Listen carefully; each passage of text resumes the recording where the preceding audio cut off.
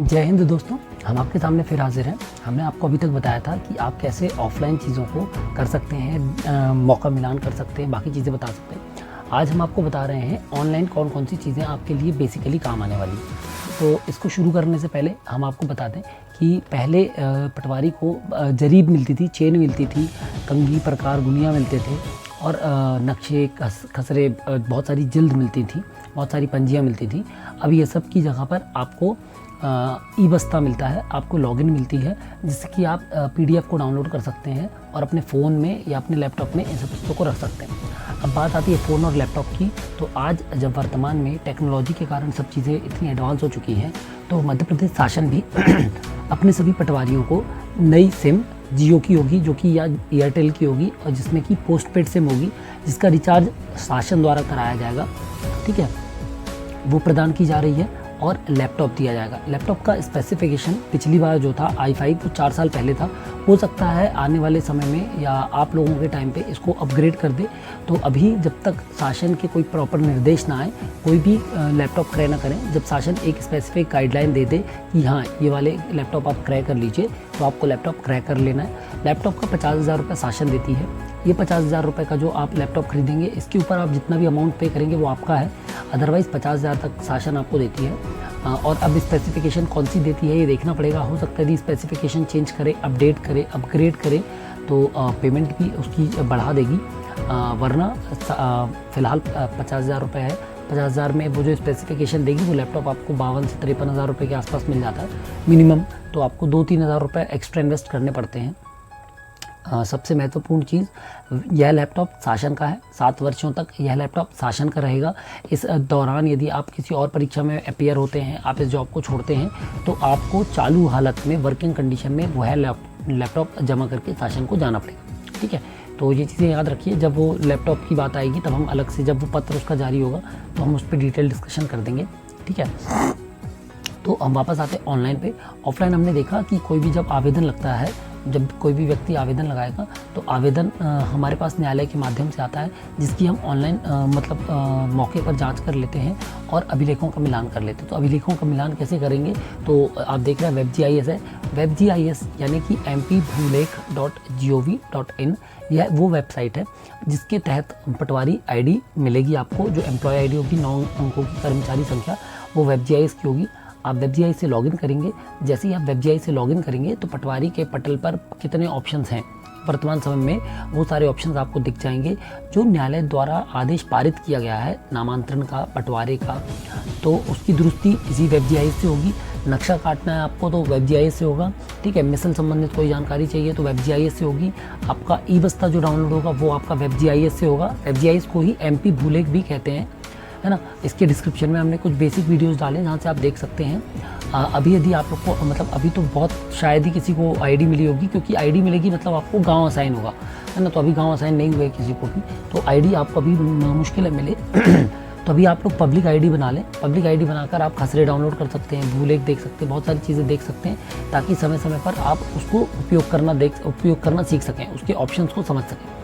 बाकी उसमें बहुत सारे ऑप्शंस हैं, नक्शा, खसरा, B1 वगैरह से संबंधित काफ़ी सारे ऑप्शंस हैं। इसके बाद जो दूसरी सबसे महत्वपूर्ण वेबसाइट है वह है सारा। सारा वेबसाइट जो है उसमें PM किसान संबंधित जानकारियाँ, जो वर्तमान योजना चल रही है वो है। स्वामित्व योजना यदि आपको देखने को मिलेगी तो उसके डेटा उसी से भरा जाता है, ऐप से भरा जाता है, वेबसाइट से पुश किया जाता है।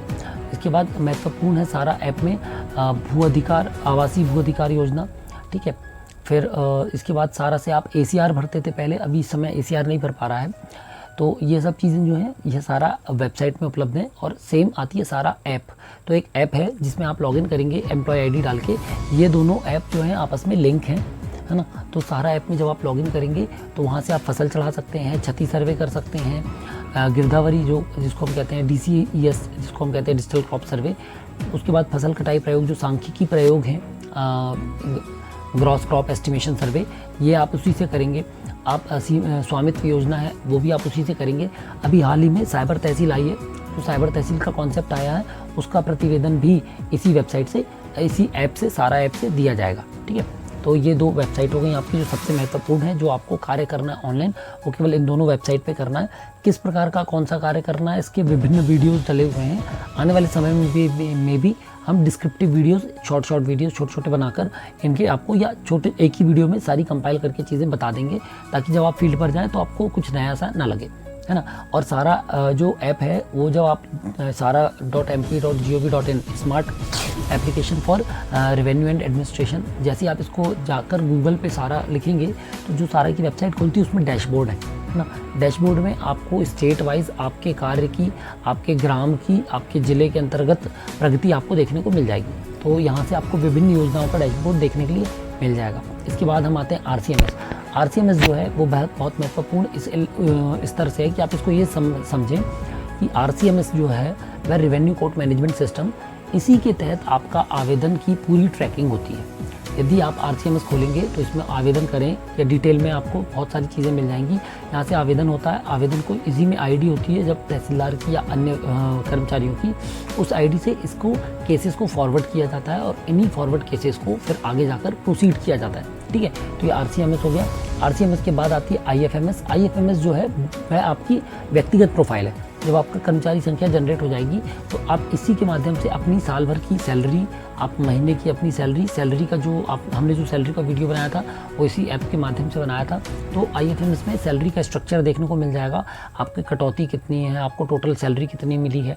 इसी ऐप के माध्यम से आप अपना TA DA के लिए अप्लाई कर सकते हैं, मेडिकल के लिए अप्लाई कर सकते हैं, है ना। तो ये वाली हो गई आपकी। इसके बाद आती हैं कुछ छोटी महत्वपूर्ण वेबसाइट। इसमें सबसे ऊपर है MP स्पैरो। MP स्पैरो जो है यह जीमेल ID है, जो पटवारियों की सरकारी जीमेल ID बनती है वो MP स्पैरो से ही काम करती है, जिसके परिचय लॉगिन या ईमेल लॉगिन खुल जाता है और वहीं से आने वाले समय में वार्षिक गोपनीय प्रतिवेदन भी भरा जाएगा। इसके बाद आती है MPIGRS यानी कि संपदा जो है वह आपकी ज़मीन की गाइडलाइन जो है कि आपके क्षेत्र में ज़मीन का क्या रेट चल रहा है, ये देखने के काम आती है। ठीक है, इसके बाद आपकी ई-उपार्जन है। ई-उपार्जन से जो उपार्जन संबंधित बहुत सारी जानकारियाँ हैं यह देखने के लिए मिल जाती हैं हमको। फिर आती है साइबर तहसील। तो साइबर तहसील की भी सेम चीज़ है। साइबर ट्रेजरी की भी वेबसाइट है जहाँ से आप चालान भरते हैं बहुत सारी। फिर आती है आपकी साइबर ट्रेजरी के बाद revenue.mp.gov.in।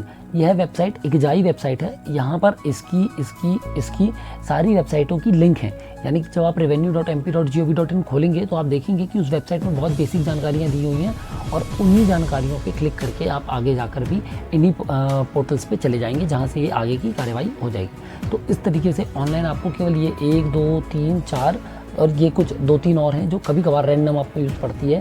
तो 1 2 और 3 की सबसे ज़्यादा ज़रूरत पड़ेगी आपको और सबसे ज़्यादा इन्हीं पे काम करना है। इनके अलावा और कभी समय पर विभिन्न ऐप आती रहती हैं, वेबसाइट्स आती रहती हैं, उस पर काम करना है। तो ये हमने ऑनलाइन बताया है। अब मतलब ये इसलिए बताया ताकि आप इनको एक बार एक्सप्लोर कर सकें, एक बार देख सकें।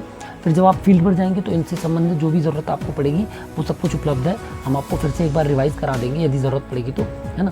तब तक के लिए फिर जय हिंद। मिलेंगे अगली क्लास में जो शायद आपको सीमांकन की होगी। और सीमांकन की क्लास में हम शुरू करेंगे पहले बेसिक सीमांकन से। एक बेसिक सीमांकन हम जरीफ वाला करेंगे ताकि आपको एक सीमांकन का आइडिया मिल जाए, एक सर्वे का आइडिया मिल जाए कि कैसे डिमार्केशन होता है। उसके बाद हम आपको ETSM करके भी दिखाएंगे और ETSM की वीडियोस भी बता देंगे कि ETSM के बेसिक वीडियोस तो डाल ही देंगे हम, साथ में हम ETSM से एक आपको कोई भी 1 या 2 प्लॉट नाप कर बताएंगे। ठीक है, कि क्लोज्ड एरिया है, चारों तरफ से मकान बने हैं तो कैसे सीमांकन करना है, और यदि खेत बना हुआ है तो खेत से कैसे सीमांकन करना है। मतलब शिफ्टिंग करके भी हम उसका सीमांकन करके दिखाएंगे और प्लेन सीमांकन भी करके दिखाएंगे आपको। ठीक है, तब तक के लिए जय हिंद।